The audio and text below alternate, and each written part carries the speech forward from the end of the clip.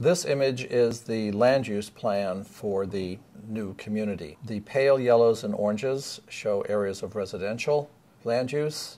The very intense orange is the town center that wraps around the dry dock area.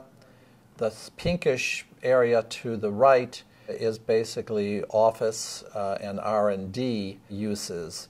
There could be no residential in the southern part, or in this case of the image, the right-hand part of the site, because of the flyover restrictions from the nearby Napa airport.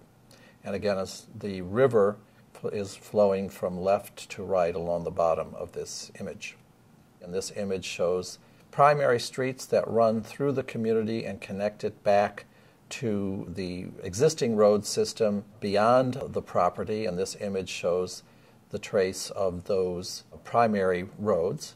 As I said, we are trying to incorporate some of the engineering artifacts from the steel-making process. We're going to retrieve the gantry cranes and the dry docks and incorporate them in the open space system of the community, as well as the seawall. And this image shows where those artifacts are located and what they look like. The images are on the right-hand side of the image. The site it's a small site actually, and it's very walkable, the site being oriented north and south because of the sort of the coincidence of the property dimensions along the river. Is very felicitous with regards to the microclimate and creating very nice streets. This climate here is never too warm in the summer, nor is it ever too cold in the winter because of the proximity to the bay. The heat of summer is never as great as further inland into the valley. And so we use the orientation of the streets to make decisions as to where we would plant street trees or not, using the shade of some of the proposed buildings to actually shade the sidewalks rather than trees on some of the streets. So we have like an asymmetrical street system in this community. The next image shows basically circles of 5-minute walks. You can walk the length of the community within 5 or 10 minutes. The green dot in the middle of the site, or the middle of the development, is a potential site for a light rail stop. There is a rail line that goes through the site, and that could be, it's freight right now, but it could become a light rail to transport people in the future. And the 3 red stars show proposed bus stops on the major streets through the development that would be integrated with the county bus system in Napa. Again, continuing with connectivity, you can see that the river along the bottom of this image, it is navigable into the town of Napa, and it would be quite possible to have, and we do have a right to land and dock boats at our seawall, so we do have the opportunity to create a water taxi that would connect our community to downtown Napa, as well as to Vallejo, which is at the mouth of the river on the bay, and ultimately to San Francisco itself. As I said, there is a rail line that's now freight, but that could be transferred to a light rail, regional or suburban system that again would connect Napa, the town of Napa, Napa Pipe, and Vallejo to the ferry boats that leave Vallejo today and go to San Francisco across the bay. And as well as we also, of course, have our street system that connects to the county road system beyond the property. The property is very well situated to large open spaces, both developed and undeveloped. North of us, up the Napa River, and immediately adjacent to us and north of us is Kennedy Park. It's 350 acres of ball fields. There's a golf course. There's a riverside trail. We would like to connect to the trail and bring the trail through our new community and out to the south as it continues on along the bay. It would be part of the Bay Area bike trail system eventually. And you can see also some of the open spaces that we are designing in our new community will be connected through the bike trail system to the larger regional open spaces. This is a detailed plan of the distribution of open space within Napa Pipe. And you can see it's of various types. We have continuous open space along the Napa River. a very large bit of open space to the southwest corner, which is actually the cap of a sanitary landfill. It's been capped a few years ago. We have a linear park, which works with the stormwater system, and various smaller squares throughout the community, as well as street trees and parkways along the streets.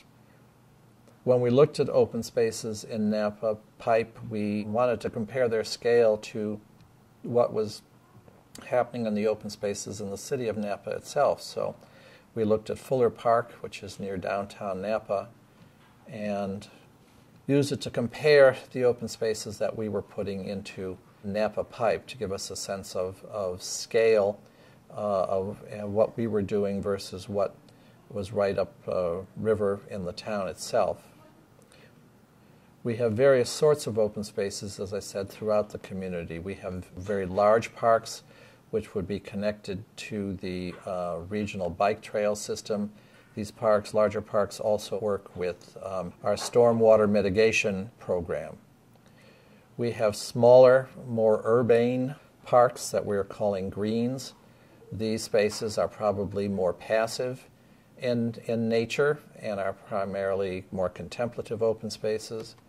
But we're also having some things we're calling town squares, which would be much more active with community uses such as periodic street fairs, children's playgrounds, flea markets, community gardens, and things like that would be in the public squares. And right downtown at our dry docks and the edge of the river, we have the Urban Plaza, which incorporates the beautiful views of the Napa River and the industrial artifacts into a vibrant town square, which would have some retail and residential in the floors over the retail. This is another view of what the town center might look like. The upper right-hand corner shows the drained dry dock, should it be used for outdoor films in the summertime. And when you're in the bottom of the dry dock, you're out of the cold wind from the bay. In addition to these sort of major open spaces one would expect to find in a community, we have smaller scale ones as well that are muses and carriageways that would be narrow vehicular access ways through the community to connect housing to the garages and to the more major streets. There will be little pocket parks, dooryard gardens, and of course private courtyards and rooftop gardens and balcony gardens. These are some images of the character of what some of those smaller scale spaces might be like. One of the big issues we tackled in the development of Napa Pipe was dealing with its stormwater management. This aerial photograph shows the present site in its current condition, and the red dots indicate where there are stormwater outfalls directly into the Napa River or into a swale that goes to the Napa River. In the process of master planning it, we have incorporated new wetlands as well as some of the existing ones. They've been incorporated into the open space system. And the curbsides along some of the streets, we've created biofiltration areas in the form of rain gardens. And the linear park, the north-south main linear park, does double duty as a very large biofiltration area for the residential neighborhoods to the east of it. This is a detailed plan and section of how the rain gardens along the streets might work in order to collect runoff after the periodic storms in the area. And this illustration is a section through the major linear north-south park showing how it's graded to collect the stormwater from the residential areas that are on fill land to the east of it. The pre-development permeable areas in the site is a total of 154 acres. Of that, 103 acres were impervious. Under our new master plan, the impervious area is reduced to 83 acres, and we now have 71 acres of permeable area.